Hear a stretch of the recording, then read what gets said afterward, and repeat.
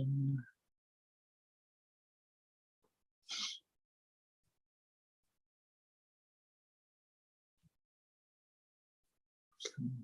my screen.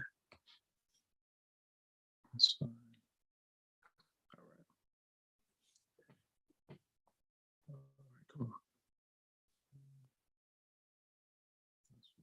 All right, actually, let me get this. Okay. All right, so welcome, scholars. Let's see as far as updates go. Hopefully everyone enjoyed their weekend, had a productive and restful weekend, or, productive and did what you needed to do and wanted to do, a good balance of the two. So our exam one, right? This today marks the beginning of week 5, right? So exam one was due last night at midnight. As with all of our assignments, you can work on any assignment past the due date with only a 10% late penalty. We get unlimited attempts, and the system is set to take our highest score. You can still ask questions. Just as a reminder, this is remote asynchronous. So again, you're not obligated to stay. If you're in the Zoom call right now, that means you've gotten your attendance credit.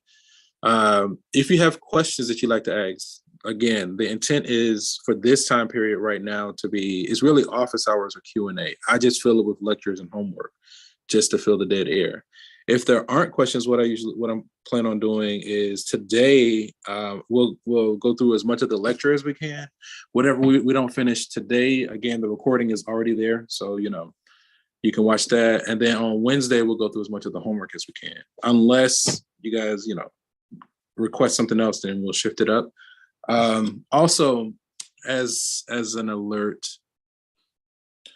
so I meant to do this from the beginning, but I think I just got it all set up and it should be updated. Aside from the old stuff, I still need to load the old PDFs, but basically anything that you see me writing, like on these presentations, is loaded into a folder on our Blackboard page, right? So I think it's going to be,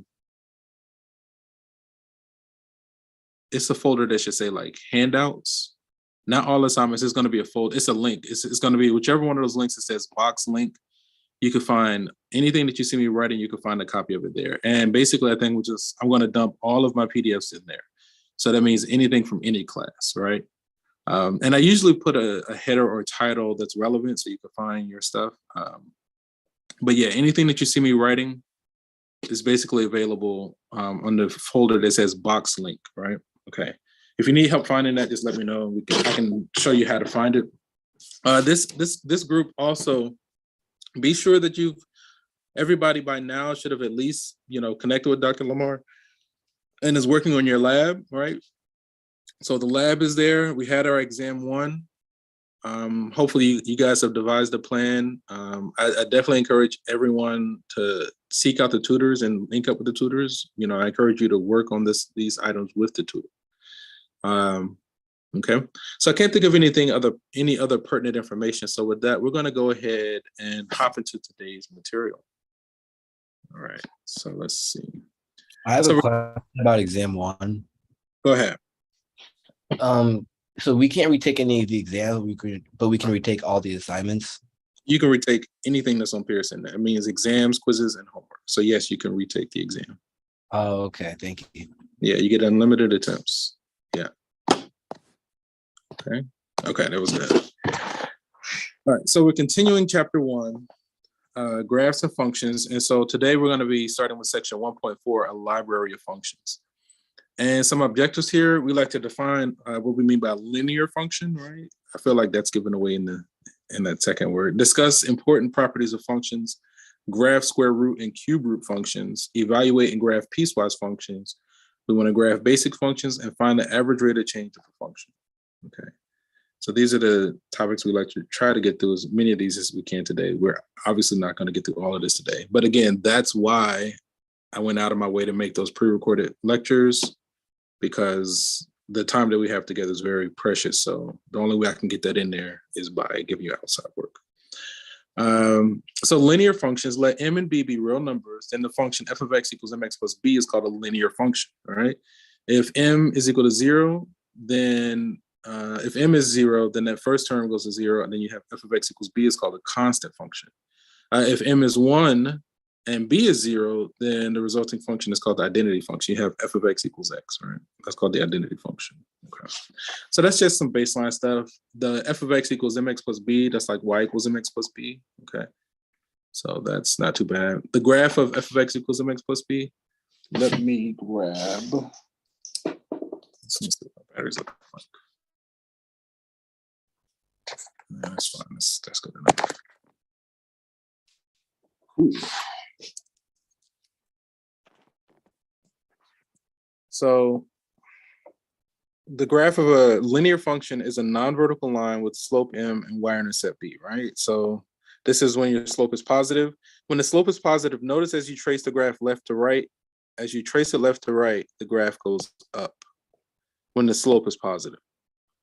When the slope is negative, as you trace the graph left to right, it goes down. Okay, when the slope is negative, okay? I feel like that's fairly straightforward. Let's see if we can fix this. What happened with that slide? Let's go back. This one. Yeah, there it is. Okay. So then when our slope is 0, that's the constant function. So when you have f of x equals some number, then you get a horizontal line, a flat horizontal line. So that a flat horizontal line has a slope of 0. And then when the slope is 1 and your y-intercept is 0, then you have y equals x or f of x equals x, right? And so that's called the identity function. Constant function, identity function, right? Okay. So those are our two basic functions to start with, okay? So here we're asked to write a linear function g for where g of 1 is 4 and g of -3 is -2, right? So it asks us to write a linear function. So it's a good idea to start with the linear model, right? So we have this f of x equals mx plus b, right? That's the linear function. So then let's plug in what we've been given. The first piece of information says that when x is 1, y is 4. Let's plug that in. So I'm going to kind of shift it around a little bit.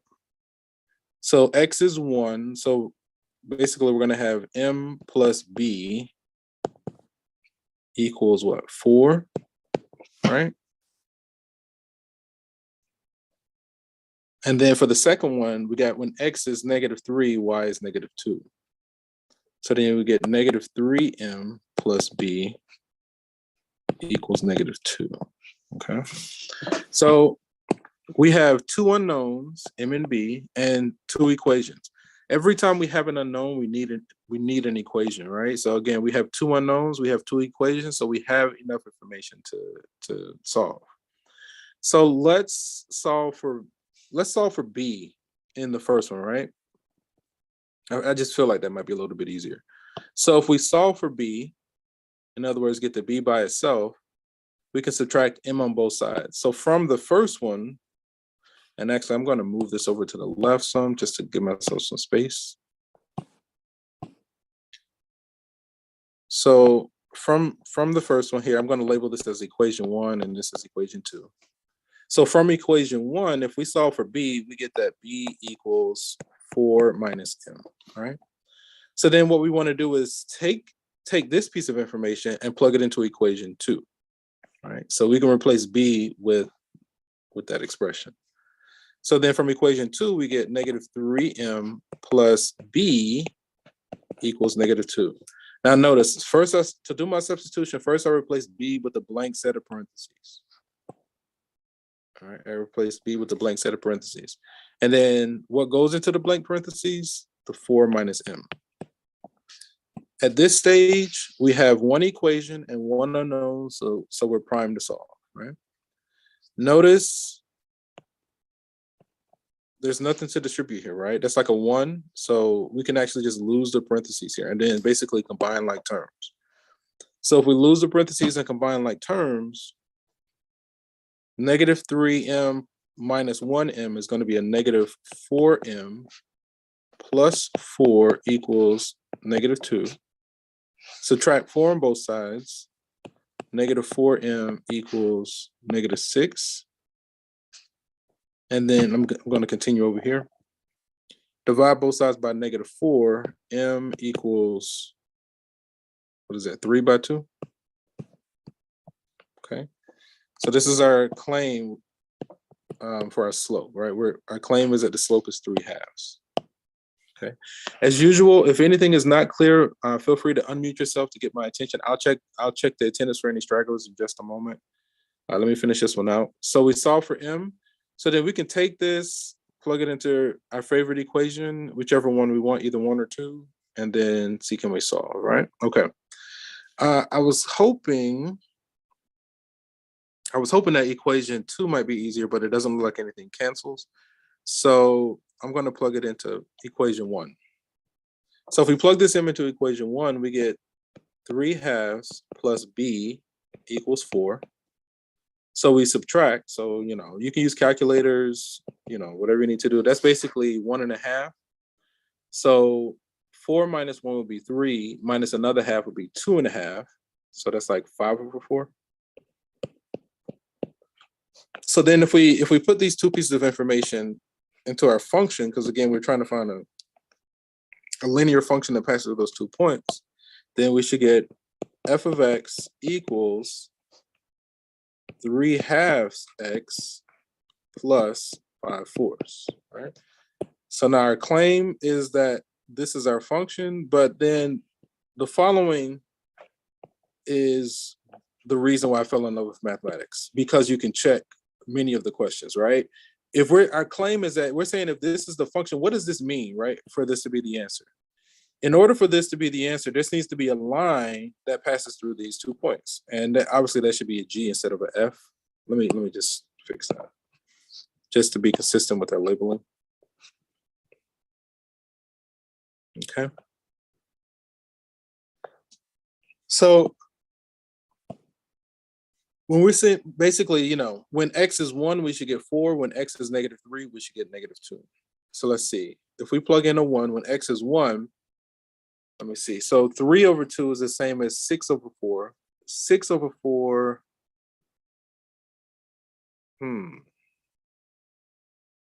Did I make it? I feel like I made a mistake somewhere. Let's see if we can find it. Let me see. 6/4. 6 and 5 is 11/4, and that's not it. Okay, let's go back. Let me see. Let's try it again because I think I made a mistake somewhere. So when x is 1, y is 4. You subtract 4 minus m. You're good there. And then when x is -3, did I lose my negative? That should be -4. Y is -2. Subtract, you get -6. 3/2. Positive, right? We take it and plug it in, subtract 3, 2.5. 4 plus 1 is 5. Oh, I found it. Okay. So the error is right here. It's not supposed to be 5/4. This is supposed to be 5/2. Right here. Okay. So again, the reason we caught that is because we checked it, right? If we just walked away with it, like if I was grading this by hand, if a student had submitted that, I would have given them maybe 90% because they made the mistake at the end, right? So that means everything after the mistake is wrong, right? So let's make those adjustments. But we caught it because we checked it, right?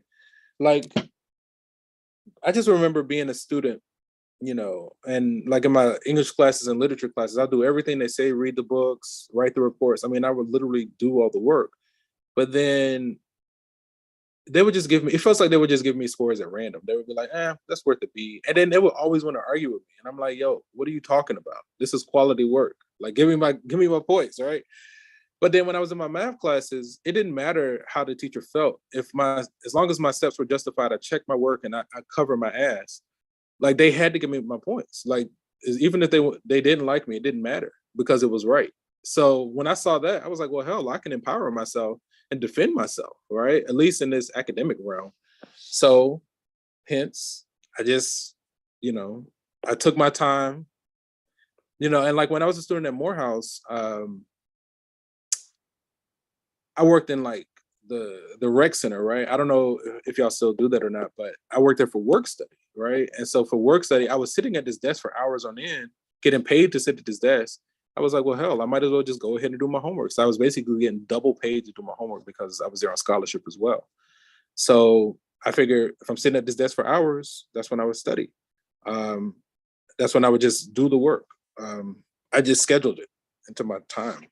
It just made sense. But anyway, so long story short, because you can check is why I enjoy math. And it got me at least through to a master's. I haven't really tried, like for the doctorate, you have to like be more independent and like, do other stuff that I don't really want to do. I'm not really interested in, to be honest. But maybe one day. Okay, so now we got this result. So we fixed our error. You see it in red. Let's check those numbers, right? So when x is 1, now when we plug in 1, 3 halves plus 5 halves is 8 halves. 8 divided by 2 is 4, right? So that one checks out. And then when x is -3, that's going to be -9/2 plus 5/2 is going to be a -4/2, which is -2, right? So that one checks out. These both check out, all right?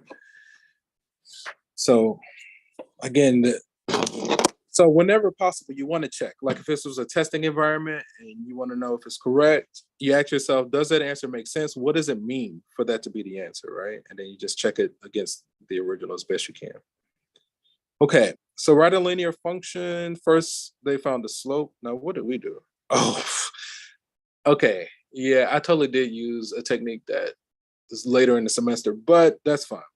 So first what they did, they found the slope, right? They had 2 points. I totally forgot about that. I just launched into a technique that that's actually supposed to pop up towards the end of the semester, but this is fine. So what they did first, they found the slope between the 2 points, right? So they had a set of ordered pairs. They found the slope between the 2 points. So you get the slope of 3 halves. We got that same slope. Then they used the point slope, right? And you see they got the same result. And you see the graph there. Okay. So it's nothing wrong with what we did. So then we have increasing, decreasing, and constant functions. Let f be a function and let x1 and x2 be any two numbers in an open interval AB containing the domain of f. Then the symbols a and b may be represented as real numbers, as negative infinity, as positive infinity. Then are we missing something? We are. No, maybe not. Okay. So then for part 1, we have that we say that f is an increasing function on an open interval AB if when x1 is less than x2, that implies basically the corresponding y1 is less than y2, right? So in a graphical sense, all it's saying is that as you trace the graph left to right, the graph is increasing, is going up, right? So increasing function pictorially, as you trace it left to right, is going up. More precise would be whenever x1 is less than x2, this implies f of x1 is less than f of x2, right? This guy is less than that guy, right? So that means the function is increasing. But you don't need those details. All you really need to know, an increasing function, as you trace it left to right, the graph goes up, right? And then so for a decreasing function, as you trace it left to right, the graph goes down. In other words, on an open interval AB, again, parentheses in this context means we get really close to an A and B, but we actually never reach those endpoints. We get infinitesimally close. No matter how far you zoom in, you can find infinite number of points, but you don't include the actual point A and B. You just get really close to them. And what that does, it always gives us a point on the left and the right. It gives us 2 points, right? If we had that as a closed interval, and then that means we can include the point A, and then suppose one of the points was on the point A, you wouldn't have a point on the left to compare it to, right? You don't need to know all of that, but I'm just kind of saying it. So if we're on an open interval AB, and whenever x1 is less than x2, for decreasing, now the corresponding y1 is going to be larger than y2. Thank you for that. Let me check Zoom real quickly. I was supposed to check it a while ago. Okay, I think that looks good, and the chat looks good as well. Okay. Keep moving. Okay, so the simple thing here, a decreasing function, as you trace it left to right, the graph goes down, right? So we talked about increasing, we talked about decreasing, and then we have constant. So for a constant function on the open interval AB, whenever x1 is less than x2, f of x1 is equal to f of x2, right? So in other words, as you trace it left to right, it stays flat or constant. It neither increases nor decreases, right? All right.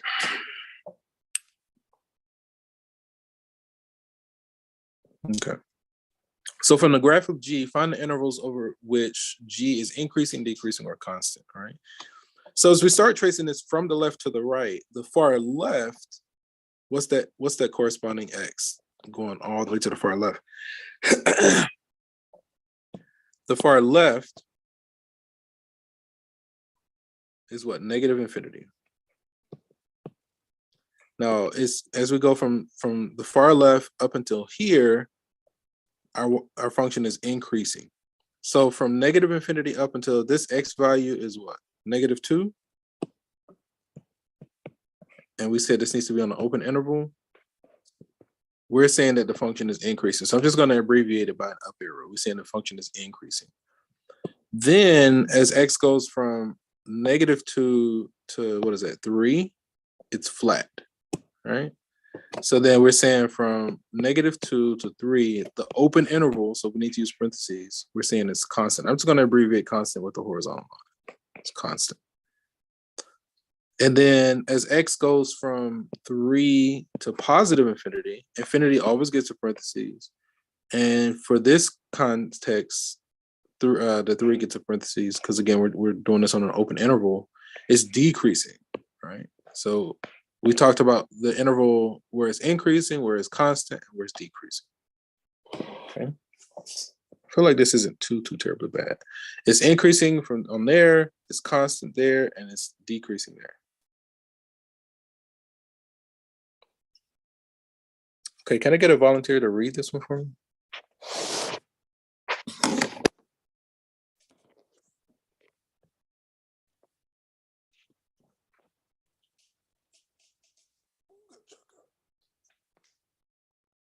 I could do it.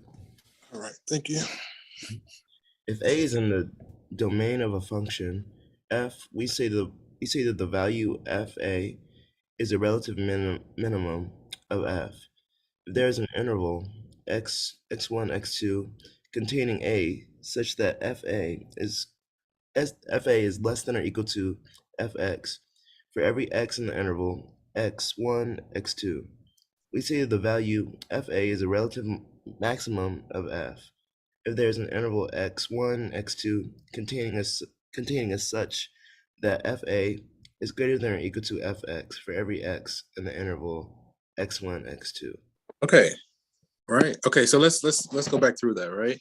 So if a is in the domain of a function f, right? We say that the value f of a, right, is a relative minimum of f if there is an interval if there is an interval x1 and x2 containing a such that f of a is less than or equal to f of x for every x in the interval x1 and x2, right? So a relative minimum is basically, like in a pictorial sense, that's going to be the bottom of the valley. That's what this is saying. That's what that part is saying. So the relative minimum, that y value corresponding to that a is going to be less than all the y values that are nearby for every x on that open interval, right? We say that the value f of a is a relative maximum. Instead of being at the bottom of a valley, it's going to be at the top of a mountain, right? So we say that the y value f of a, this means the function f evaluated at the value of a, right? So if we had a function and we knew what a was, we could just plug it in, right? That's what this means. We say that the value f of a is a relative max of f if there's an interval x1 to x2 containing a such that f of a is greater than or equal to all the y values for every x on this open interval, right? So what this is basically saying, the relative minimum is going to be the bottom of a valley, and the relative max is going to be the peak of a mountain, right? That's a simple explanation, right? So here's a couple of examples of relative minimums. This is where your f of a is less than all the f of x, all the nearby f of x. This is where your f of a is greater than all the nearby f of x's, right? so on and so on, right? So we have two relative mins and two relative max. Okay. Can I get a volunteer to read this one as well? A little bit of interaction here, so it's not just me yammering the whole time.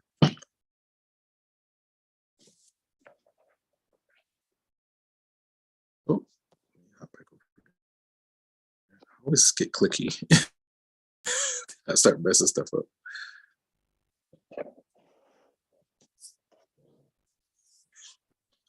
A function f is called an even function if for even x is the domain of f.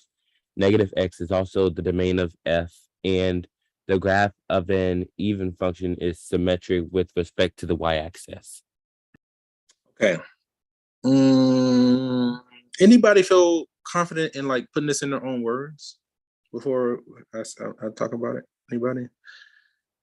Okay, so let's kind of go back through this, right? An even function. It says a function f is called an even function if for each x in the domain of f, negative x is also in the domain of f. And then we also have, so f of negative x is going to be equal to f of x, right? The graph of an even function is symmetric with respect to the y-axis. What do they mean when they say it's symmetric with respect to the y-axis? What does that mean for something to be symmetric? If you split it in half, all the sides are gonna mirror each other. Right, they're gonna mirror, right? And which way are we splitting it? Along what? In this case? In this case, we'd be splitting it like in the middle, like where the y-axis lies. Yeah, right. So an even function, if you cut it along the y-axis, the two halves are going to mirror each other, right? Another property, another way of seeing that, whenever you have x comma y, you also have negative x comma y, right? To test whether a function is even, f of negative x equals f of x. So I kind of said the same thing three different ways. An even function, one way is to do a test whether a function is even. When you evaluate f of negative x, if you get back the original, then that means the function is even. If you're looking at a picture and you can split it along the y-axis and the two halves match up, then we say the function is even. A third way is whenever you have x comma y on the graph, you also have negative x comma y, right? So those are three different ways of saying the same thing. Let's try to see. I think we got one more. So this is similar, right? Can I get someone to read this one for me?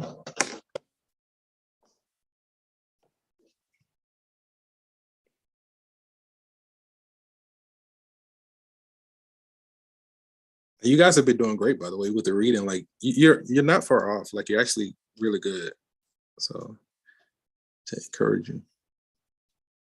But it's important, like, because basically this is language. If I'm reading it, whoever does the most talking does the most learning. So as long as I'm talking, I'm the one that's learning. Not that you don't have to, but you know. A function f is an odd function if for each x in the domain of f, negative x is also in the domain of f, and the graph of an odd function is symmetric with respect to the origin. Okay, so a function f is an odd function for each x in the domain, negative x is also in the domain, right? So what's the difference between the even and the odd? What's the difference between what we had in the previous slide and this one? In the previous one, we said f of negative x, I think it was just f of x without this negative here. So the difference here is now when we evaluate f of negative x, if we can finish with negative of f of x, you know, I know that sounds like the same thing and it sounds a little bit loopy. I feel like when you see it in action, you'll see it better, right? In the previous one, notice there's no positive. I mean, there's no negative there. So when you evaluate f of negative x, you just get back the original. But for an odd function, when you evaluate f of negative x, you get negative of the original, right? So that's the difference. Then the graph of an odd function is symmetric with respect to the origin, right? Origin symmetry, what that's going to look like, it's almost, to me, it looks like rotational symmetry. Like if you cut it along the x-axis and rotate the top half by 180 degrees along the origin or around the origin, they're going to match up. Another way to kind of visualize it, whenever you have any point x comma y, you also have negative x comma negative y, right? To test whether the definition of a function being odd, whenever you evaluate f of negative x, you get negative of the original, right? So it's kind of, it's a little bit challenging to see it just with that part. I feel like when we work a few examples, that'll come to life a lot better. So in this example, we're asked to determine whether each function is even, odd, or neither, right? So again, whenever we want to test whether a function is even, odd, or neither, we evaluate f of negative x, and then we analyze the results, right? If we get back the original, then it's even. If we get negative of the original, then it's odd. If neither of those cases happen, then it would be neither, right? So if we're working on part A, we want to evaluate g of negative x, right? So first I'm going to start by replacing all my x's with blank parentheses. And inside the blank parentheses, what we want to do is evaluate negative x, negative x, negative x, okay? So then with this, if we go ahead and simplify, okay, if you multiply negative an odd number of times, is the final result going to be positive or is the final result going to be negative? If you say negative times negative times negative. Negative. Yes, it's going to be negative, right? When you have an odd number of negatives, you finish with a negative, so that's going to be negative x cubed. Now here, we got a negative times a negative. Is that result going to be negative or positive? Double negative, positive, right? So then that's going to be plus 4x. Is this the original?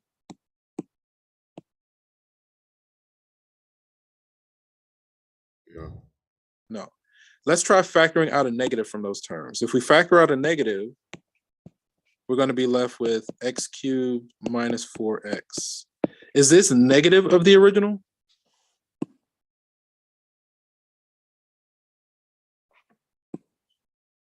Is this a negative times the original?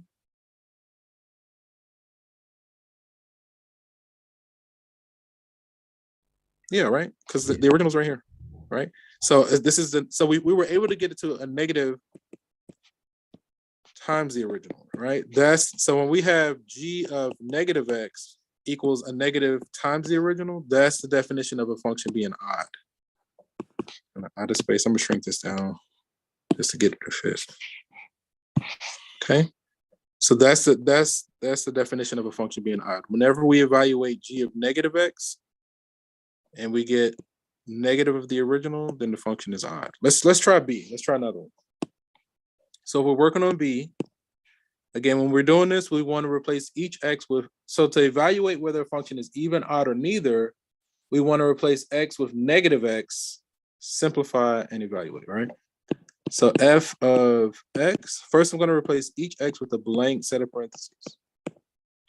And again, what goes into the blank parentheses? Negative x, okay?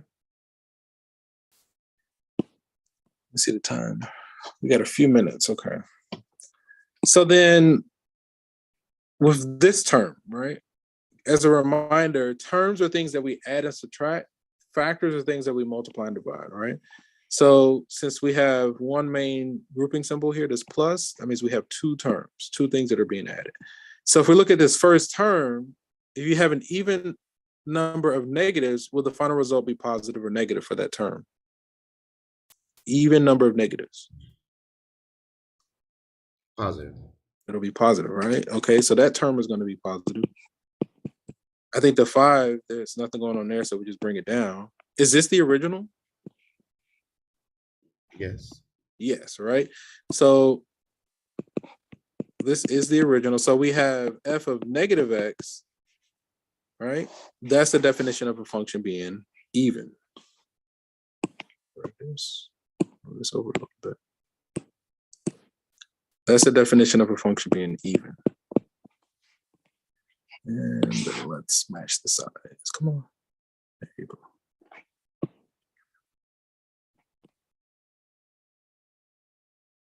that's good enough. All right. So we have an example on the function being odd. We have an example on the function being even.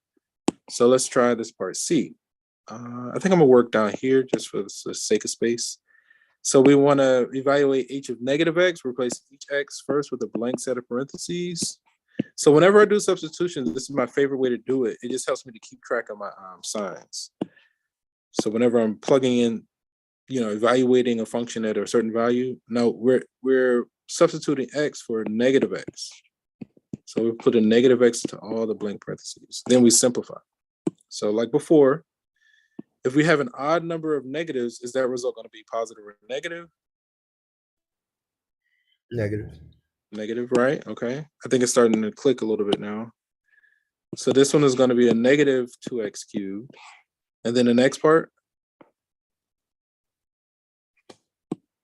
if we have an even number of negatives, Positive.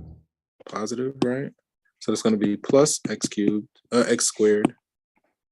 Is this the original? Yes. Oh, wait, no. All right. So and I think even if we factor out a negative, we still can't get back to the original because they both need to be positive. So this is an example of something that is neither. It's neither even nor odd, neither. Before E. See? Okay, how does that go? I before E except after C or in words like neighbor and way? I guess. I don't know. So the language stuff is all about like experience, experiential. Okay, I just want to shrink this down, but I guess math is the same way. I don't know. Math just made sense to me. And a lot of times what's happening in his class is like, if you didn't have that experience beforehand, but math is the same thing. So I don't know why it clicked, it just did.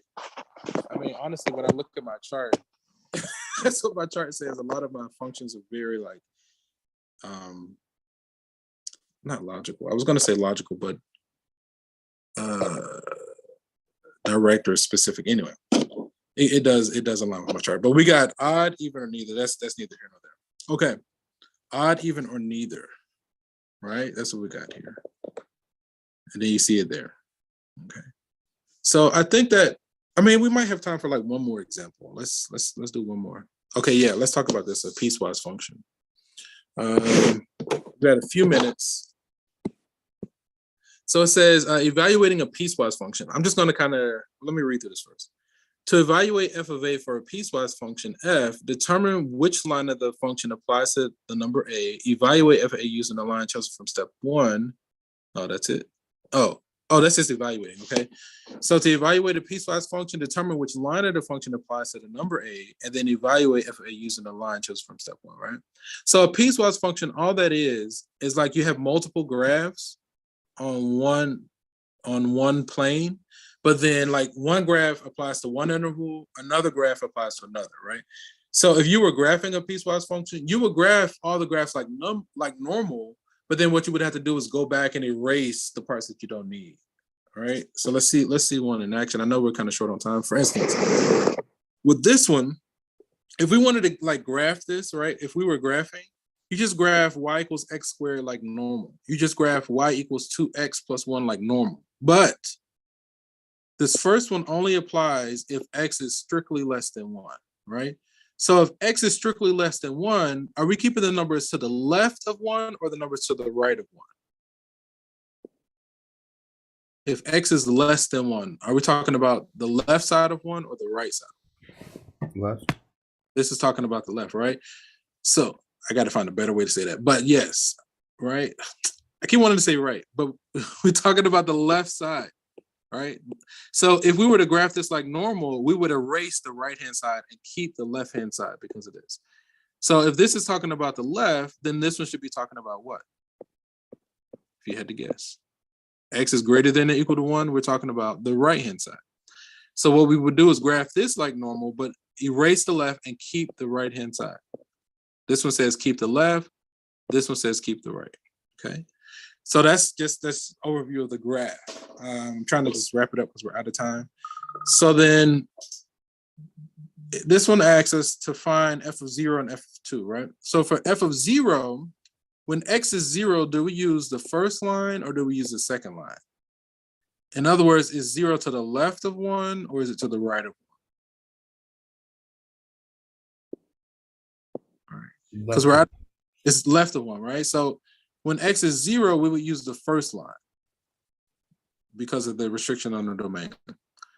So then when x is 0, the output will be 0 there. And then when x is 2, because 2 is to the right of 1, we would use the second line.